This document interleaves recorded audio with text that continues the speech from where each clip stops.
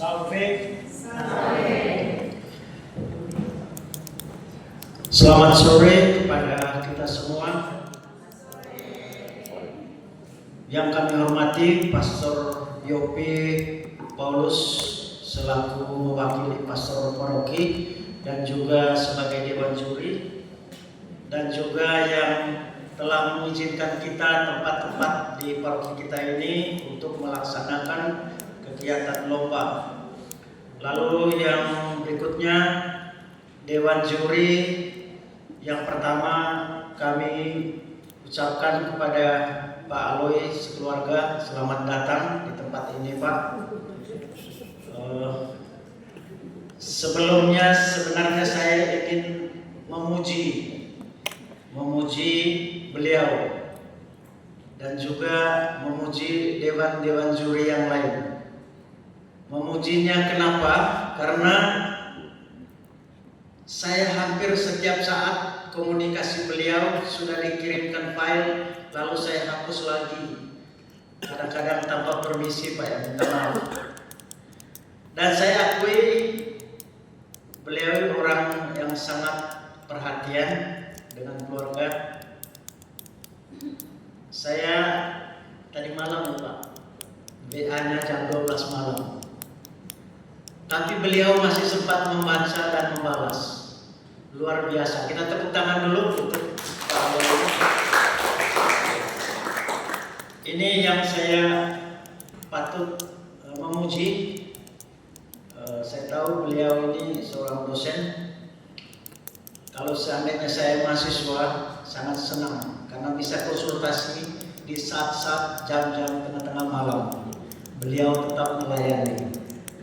Ya, minta maaf Pak, mungkin selama ini selalu saya menghapus karena memang itulah keberadaan kami sebagai ketua pelaksana.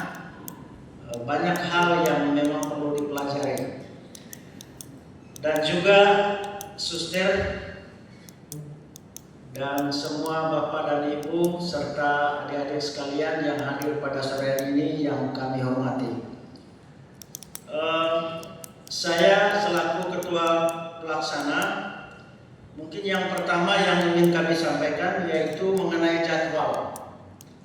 Kalau soal juknis, saya kira Bapak dan Ibu, adik-adik sekalian sudah pernah menerima, membacanya, dan nanti ada hal-hal yang Bapak dan Ibu tidak mengerti atau perlu penjelasan, tinggal ditanya nanti. Karena kalau saya baca setebal ini berapa lembar ini mungkin sampai malam tidak akan habis. Jadi hal-hal yang penting saja nanti, dan mungkin nanti saya yakin dewan juri yang kami hormati nanti Pak Aloy mungkin bisa menjelaskan kalau ada pertanyaan dari adik-adik. Yang pertama, paduan suara itu untuk paduan suara anak itu dilaksanakan pada hari Sabtu tanggal 9, mulainya jam 8 pagi. Artinya ini harus izin, ya, pesertanya harus izin dari sekolah, karena sekolah itu kan mengizinkan kalian kan untuk ikut ini. Jadi mulai jam 8 sampai jam 11.30. Lalu pada sorenya paduan suara remaja itu dilaksanakan 12.30 sampai jam 5 sore. Karena malamnya ada sore jam 6 ada misa di sini. Bisa sekaligus misa sepertinya begitu. Lalu yang berikutnya itu tanggal 10 hari Minggu itu jam 10.30 karena misa pasti selesai sekitar jam 10. 10.30 kita sudah mulai bertutur kitab suci. Bertutur kitab suci itu tempatnya agak sepi, di belakang dia itu di ruang Chevalier. Ada aula satu di belakang gereja ini. Nanti di sana. Lalu pada jam 10.30 itu juga ada Mazmur Anak. Itu sampai jam 12. Hari Minggu itu di sini. Jadi Mazmurnya itu di sini tempatnya. Mulainya itu jam 10.30 sampai jam 12. Lalu Mazmur remaja jam 12.30 sampai jam pukul 14 sampai jam 2. Itu semua tempatnya di sini. Yang berikut Mazmur OMK itu jam 14.30 sampai jam 16 di aula ini juga. Lalu Mazmur dewasa karena cuma beberapa ya, semoga cepat. Jadi jam 16.30 sampai jam 18, mungkin bisa jadi terlalu lama juga di tempat ini. Itu yang hari Minggu. Juga paduan suara OMK itu bersamaan ya. Di sini cerdas cermat, sedangkan paduan suaranya kita gunakan gereja. Jadi kalau nanti ada kelompok-kelompok yang ingin blocking tempat khusus core ya, itu diharapkan 1-2 hari sebelumnya, tetapi harus dikasih tahu jamnya jam berapa. Jangan sampai jamnya jam 1 siang orang pada nggak ada di pondok ini ya, agak sore lah, sampai malam boleh. Jadi paduan suara OMK itu jam 10.15 sampai jam 12 di gereja. Paduan suara dewasa pria Gregorian itu ada 2 yang sudah daftar, itu jam 12.30 sampai jam 15 di gereja. Paduan suara dewasa wanita itu ada beberapa juga di gereja, dia lanjut terus ya, lanjut terus paduan suara itu. Lalu paduan suara dewasa campuran itu ada 1, seperti tadi disampaikan, itu nanti mungkin hanya eksibisi, jadi tetap ditampilkan untuk dinilai. Lalu pada hari Senin, karena kita hari itu sudah sampai jam 9 malam, hari Senin itu cerdas cermat anak, itu tempatnya di Aula Agustinus di sini. Cerdas cermat itu di sini diadakan. Itu mulainya jam 8 sampai jam 12 hari Senin. Hari Senin, jadi mohon yang sekolah izin juga ya, izin kepala sekolahnya, izin wali kelasnya, izin dosennya, izin yang lain-lainnya, maksudnya kalau dari sekolah. Lalu yang berikut cerdas cermat remaja itu juga di Aula Agustinus di sini. Jadi itu mengenai penjelasan mengenai daftar lomba dan waktu-waktunya. Di sini ada, ya ini saya tidak perlu baca terlalu banyak. Jadi hal-hal yang umum saja yang kami sampaikan, khusus mengenai bertutur. Bertutur itu usianya 7 sampai 12 tahun. Kalau di bawah 5, di bawah 7 masih belum boleh. Jadi nanti akan dilihat. Mohon yang ini tutur nanti bawa apa? Pengenalannya apa? Ya, bawa akte ya. Jadi supaya tahu usianya, takutnya usia SMP udah berapa, udah lewat dari 12 tahun kan? Ya. Jadi yang berikut mengenai materi, ya mungkin Bapak atau adik-adik sudah melihat, yaitu materi yang diperlombakan untuk bertutur ini, yaitu 1 Daud dan Goliat. Daud dan Goliat, Daniel di gua singa, lalu Musa dan Laut Merah, Yesus memberi makan 5.000 orang, Yesus dan anak-anak, lalu Yusuf dan pemimpin, lalu Esther membela bangsanya, dan yang terakhir orang Samaria yang baik hati. Itu materinya. Lalu yang lain-lain, teknis pelaksanaannya nanti itu paling lama 7 sampai 15 menit. Tidak boleh sampai lama-lama, apalagi kalau sampai 10 menit. Bosan? Sampai 20 menit maksudnya. Jadi 7 sampai 15 menit.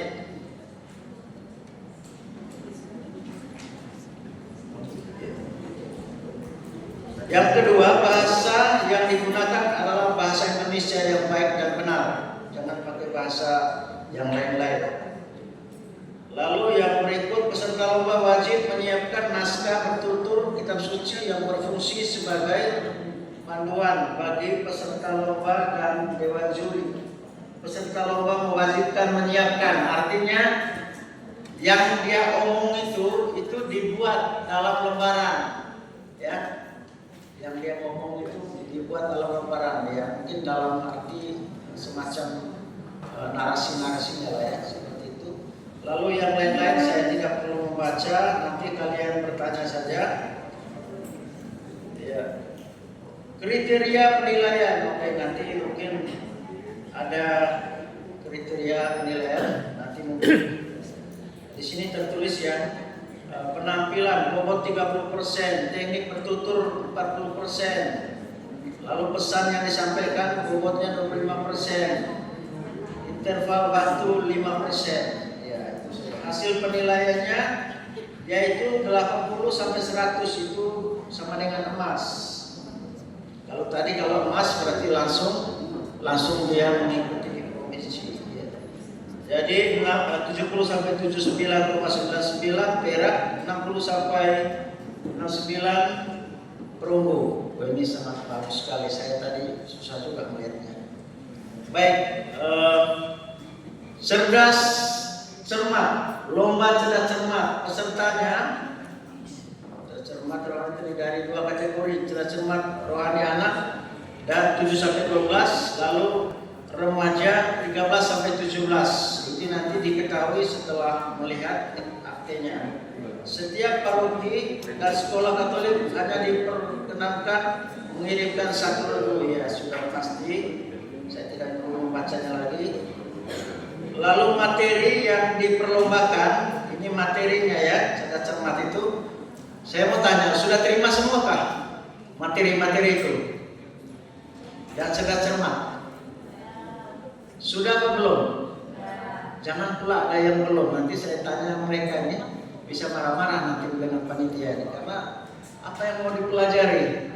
Jadi syukur ya udah dipelajari, yaitu kitab suci perjanjian lama, kitab suci perjanjian baru, soal liturgi, soal pengetahuan umum dan sejarah gereja, soal sertifikat kepausan misioner dan serikat kepausan Indonesia. Kemarin di TOT juga ada Pak Aloi mengatakan biasa kalau cerdas cermat itu nanti dibunyikan, misalnya dibunyikan intro apa gitu, lagunya apa, itu sekitar 2 soal. Jadi harus ingat, makanya nyanyi harus pakai buku apa dulu, misalnya Mana Bakti, jangan pakai buku yang lain. Jadi tidak tahu ya. Lalu yang lain-lain saya kira sudah disampaikan semua. Saya kira nanti kalau ada hal-hal yang perlu ditanyakan, ya karena ini juga sudah dibagi, jadi saya kira tidak perlu saya panjang lebar, cukup sekian saja.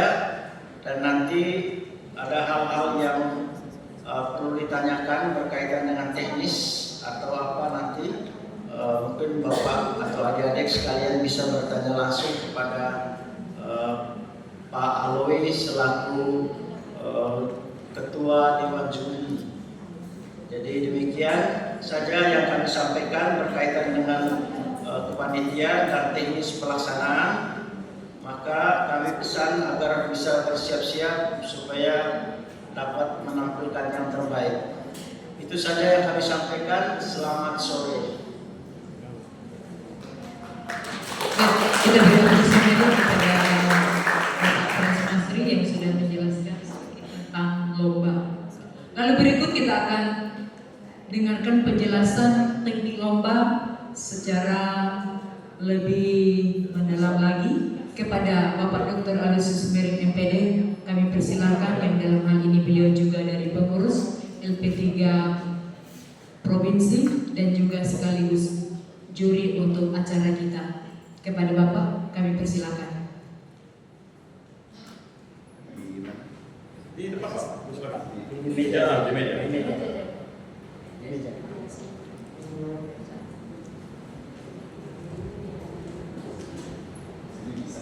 Silakan Pak, meja. Di meja.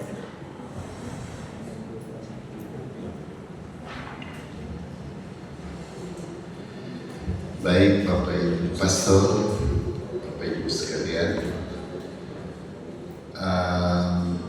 untuk Pesparani Nasional 2027 itu ada 14 kategori lomba. Saya nggak tahu yang ONK-nya, yang ONK itu untuk seleksi 2026.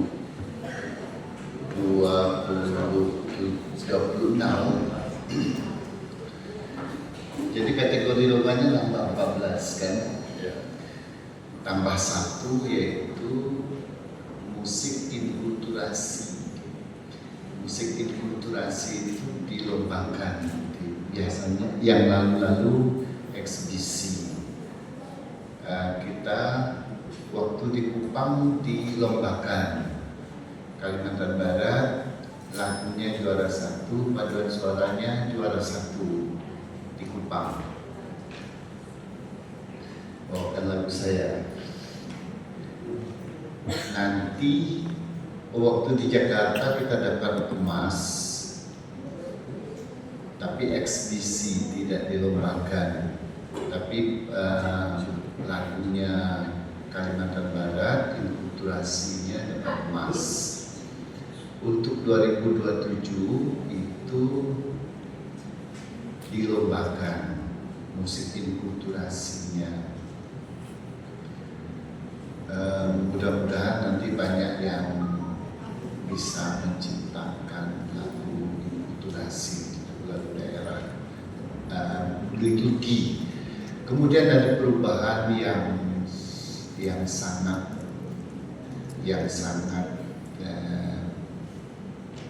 fundamental, yang sangat penting, Bapak Ibu, adik-adik sekalian, untuk paduan suara semua jenis. Jadi paduan suara itu sekarang ada 7 jenis lomba, tadinya 6, tapi 6 ini OMK-nya lomba 2 jenis, yaitu paduan suara umum plus dia akan tampil untuk inkulturasi. Nah, yang lalu ada istilah musik itu namanya genre. Genrenya itu kan waktu kita TOT ada pertanyaan, genrenya lagu gereja atau lagu liturgi itu apa? Kan ada genre lagu dangdut, ada genre lagu jazz, ada genre lagu pop, ada genre lagu keroncong, jenisnya. Lalu ada pertanyaan yang nanya pastor pula, pastor seorang ahli musik liturgi dari Ketapang. Jawabannya genre atau jenis musik liturgi adalah musik liturgi gitu. Kita menyebutnya lagu-lagu sakral atau musik suci. Bapak Ibu, kalau kita dengar musik liturgi itu musik yang diciptakan untuk liturgi. Nah, ya kan kita kenal ada proprium, ada ordinarium. Nah, yang ordinarium itu tetap teksnya nggak boleh berubah, satu kata pun nggak boleh dikurangi, nggak boleh ditambah. Kalau misa pun, terutama Sanctus itu harus dinyanyikan. Kalau misa, ayat lainnya bisa diucapkan. Makanya dulu ada namanya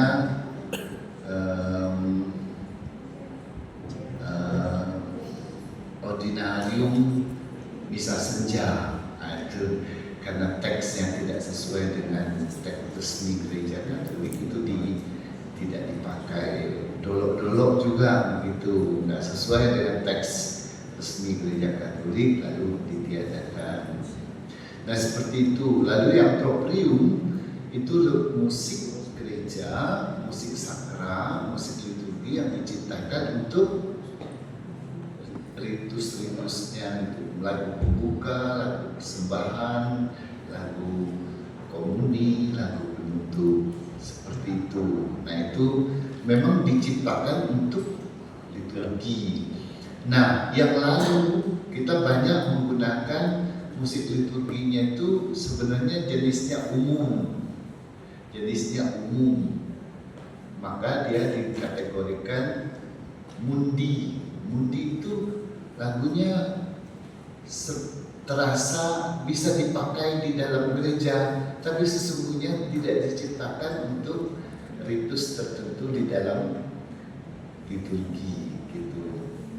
Misalnya lagu-lagu komuni, wah banyak sekali macam-macam lagu komuni, indah-indah, tapi dia tidak diciptakan untuk ritus komuni, sehingga dia teksnya tidak berkaitan dengan orang yang menyambut tubuh dan darah Kristus gitu. Tapi senang dinyanyikan, ya musiknya bagus tapi tidak cocok gitu. Sehingga ini untuk yang akan datang untuk 2027 itu penilaiannya pun diubah dari mundi yang lebih mengutamakan musiknya diubah menjadi sakral yang lebih mengutamakan teks lagunya dan pembawaannya gitu. Nanti penilaiannya juga seperti itu. Nah, saya mau menjelaskan sedikit mengenai penilaian. Nanti yang kami nilai itu, saya mulai yang khusus bidang saya ya.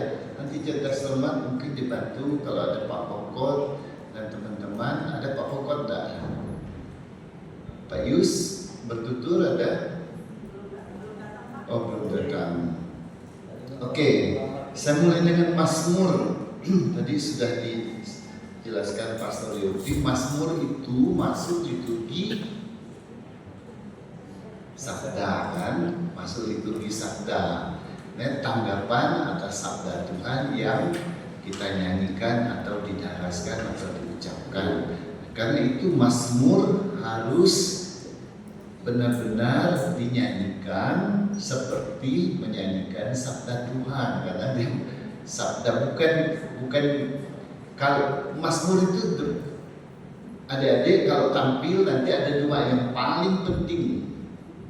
Kalau kalian maju nyanyi Mazmur, dua yang paling penting.